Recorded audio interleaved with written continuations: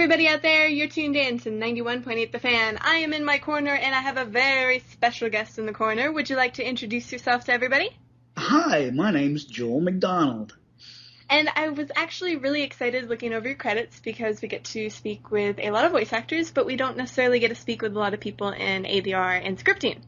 Right. So that's always fun for us, but I was kind of curious, which one did you start first? Because Funimation seems like this wonderland of skateboards and 50-cent soda, like a Disneyland of sorts, in the anime world. Exactly how I would describe it, yeah. So I'm wondering, how did you get your foot in the door there?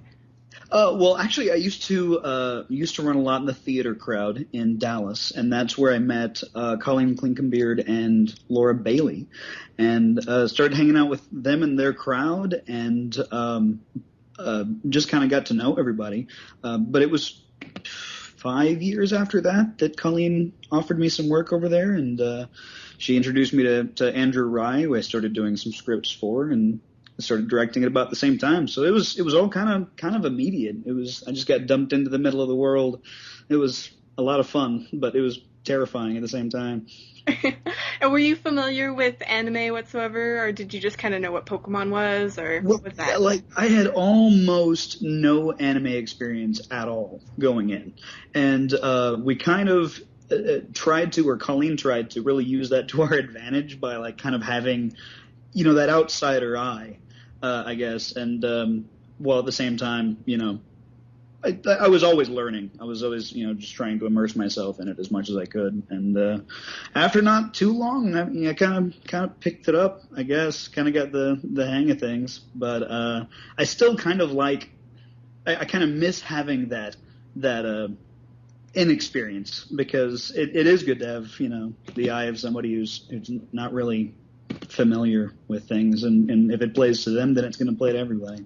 I can see that, because some of anime has some tropes, some stereotypical characters or niches, and you're trying to make it sort of for a Western audience in a way, and so it's nice to see it from the outside. I can get that.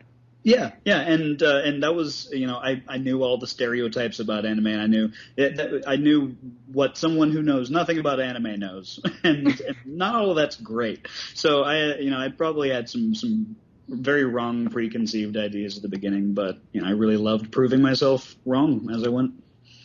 And now, for our listeners who don't know, could you explain a little bit about what ADR scripting is? Maybe I'll give it a shot. Well, pretty much when I was writing more, I would get a pretty direct translation from the translation department, and use that as a guide to go through the original Japanese cartoon. And basically, it was my job to just take the translation and make it fit the video as well as possible without losing the meaning behind it. That is not always easy. But yeah, basically it's just, taking the story as it is, or as it was in the original Japanese, and making it work for a completely different language and a completely different audience. Now I'm kind of curious. I'm sure they sort of played the clip for you, but do you know how many lip flaps there are? You just try and time it right, or? Yeah. Well, we'll get the video and then go through it bit by bit. But yeah, I have the video in front of me as I'm writing, and so it's I'll go back and watch several times, just the one line to make sure how many flaps there are, and if there's a pause in it anywhere, or and all that. And so yeah, it can be. And the Japanese, some of the Japanese cartoons that we have worked on, some of the animation has not seemed to line up with the voices very well. Doesn't really take away from how awesome it is in the original Japanese, but for an American audience, we're kind of used to things all matching up pretty well. So we got to go through everything with a fine-tooth comb. Understandable. Great. Now, I'm kind of curious, though, that seems like that would be something that would help you in the voice acting world. So is that kind of how you got into that, or was? Well, it's how I think it's how I got better at it, yeah, because, I was practicing essentially at home for hours at a time while I was writing a script. saying lines out loud to make sure that they would fit. And so I got pretty good at timing. I've never had a great voice. Like, I'm never going to be a voice actor because, like, I have this amazing ability to do a whole bunch of different characters and accents and dialects and, you know, fun different sounding voices. I pretty much just got me, and that's it. But what I got better at, what I felt like improved at the most, was being able to get the timing as we went. And so yeah, that is where I improved. Well, that's actually kind of interesting, because I was looking through your credits, and the one that stood out to me was Jacuzzi, Yeah. and he sounds very different from your actual voice. That's true. That's true. But yeah, I don't know. I haven't been able to get that far off from my normal center since, or before. Jacuzzi was kind of an anomaly in a lot of ways, but man, I loved him. Well, let's see, I didn't know until actually recently that they had the sort of New York accents, and on top of that, I already figured that he would have a sort of cowardly, quivering, scared voice. Right. And, you know, he's higher pitched as well, so I would assume that all of that on top of each other would be actually pretty difficult. Well, it was, but at the same time, it was kind of freeing. Especially, well, you know, when I went into the audition, Jacuzzi was one of the ones that I had not read for, and Tyler, I guess, had been having a hard time finding that Jacuzzi voice, and so he asked me, like I think he'd been asking many people, to just kind of try something out, really whiny and desperate and whatever else. And so, since I hadn't really looked at it before, and since I knew he wanted me to go really far with it, I just kind of like threw it up against the wall to see if it would stick, and it did. And even as I was doing it the first time, I was like, "This is weird.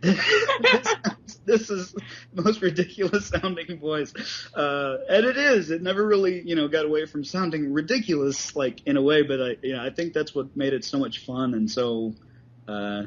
But the Japanese actor that originated the role just gave me so much to play with, as far as the emotions and everything to try to match, and God, it was fun. I had a great time with him. That must be a lot of entertaining, because you get to get a little bit of stress out screaming and crying at a TV screen. Oh yeah, and I don't know why, I seem to kind of that's like my niche lately, is the nerdy kind of awkward little high school kid, and it's been it's been a neat ride. Well, that sounds like a lot of fun, and I know that we have a lot of Jacuzzi fangirls and fanboys listening, perhaps, who were actually very curious how your original voice sounded. So it's nice to see that you can depart from that, and I hope you learn to have other voices as well as you develop as a voice actor. I hope so too. It's a process, and I hope I never stop working on it. And now I'm kind of curious, because there's a lot of projects that have been released recently. Is there something specific that recently came out or that you're working on that has a significant character you'd like to tell people about? I think the last thing that popped up that I'm able to talk about is Baka and Tess. And where I got to play Kubo. But other than that, I think pretty much it's all out there. I got to play Minato Sahashi in Sekirei, which came out recently. So yeah, I guess that's the more up to date stuff. So I know in Baka to Tess, I heard about this in a previous interview just a little bit ago, actually, that you're basically like this little small creature that fights for the students or something along those lines. Well, several of the students have little chibi versions of themselves that will pop up as they compete with each other. So I did get to play my little chibi guy, but I think he only had a couple of cues. But yeah, Kubo was one of the students. That's actually kind of cute though, because if you get to play your little chibi character, you can kind of give two different performances that way. Yeah, no, it was well, and of course they pitched my voice way up, and I think the little chibi guy only had a couple of like words, like it was or sounds or something, so it was just a very tiny little bit, but it was neat. I got to see several of the other characters had chibis as well that It's just fun to play with audio. Scott Freeman, that was the interview. I was trying to think, what was the interview where I heard it? Yeah.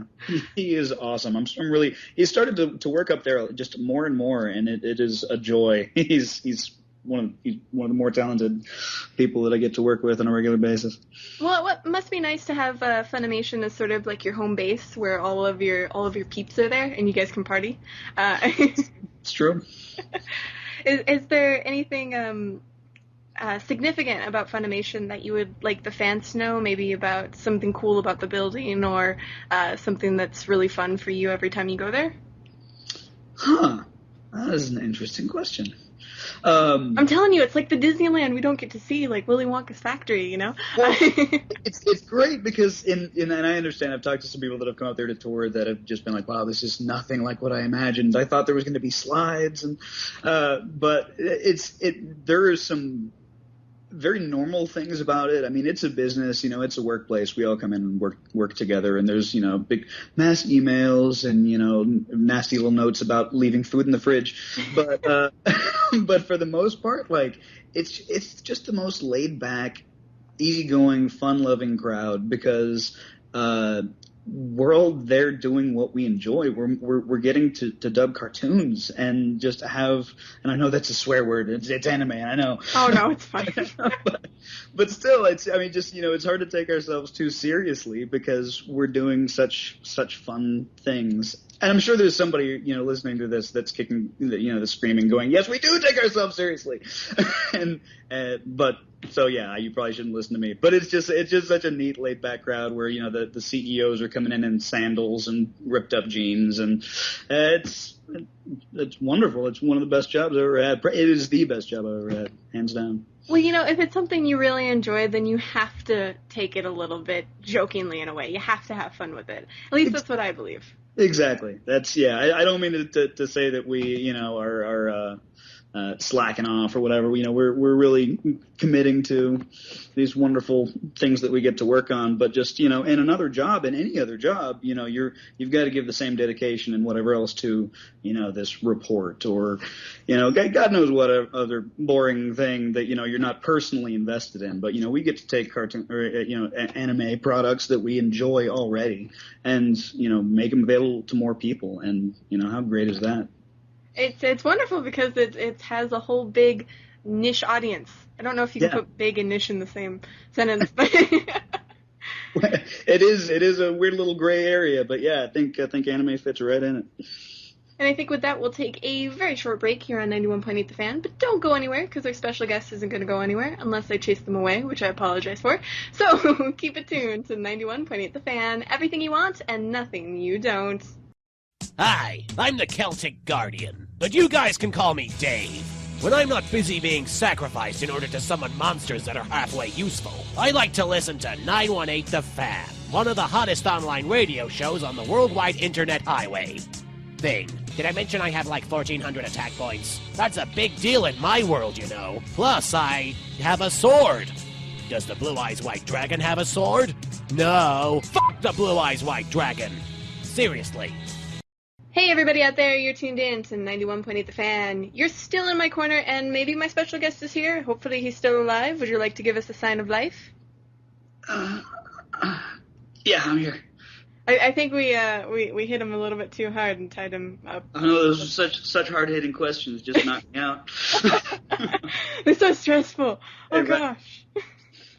Well, here's a stressful one for you. Do you do the social networking at all so people can keep stocked up on you on the internet? I did for a long time, and I pretty recently, I think just a month or so ago, kind of just stopped. I deleted my Facebook page, or I get what you really can't even delete those, can you? It's just kind of deactivate, I guess. But so yeah, I was on there, and now I'm not. So yeah. So you keep your Facebook or your Twitter now personal, correct? Actually, I don't really have a Facebook or a Twitter anymore. I kind of just went back to using my phone. It was, it had become kind of, I won't get into a whole lot of details, but there were a couple of issues that I had with security and privacy, and a couple of fans actually contacted me with, and most 95% of the fans that I have ever interacted with have been wonderful, just really neat human beings. A couple are jerks. Yeah. And so, at the end of the day, I just kind of got tired of messing with the entire thing. So I gave it up. Understandable. I mean, anonymity on the internet kind of makes it I don't even know if that's the word, anonymity. Makes it to where you can, say whatever you want, and some people can be mean. And I can understand why that would make you resistant to it. But if there's ever any projects you have coming up that when you can talk about them, you can let us know, and we'll tell the fans over here. That way you have a middleman in between. Oh, seems we might have a little bit of lag there. Oh, one or two people left the conversation. That was kind of fun. Oh, there you are. Yay, lag all over the place. Woohoo. Oh, That's the fun part of the internet. Yeah.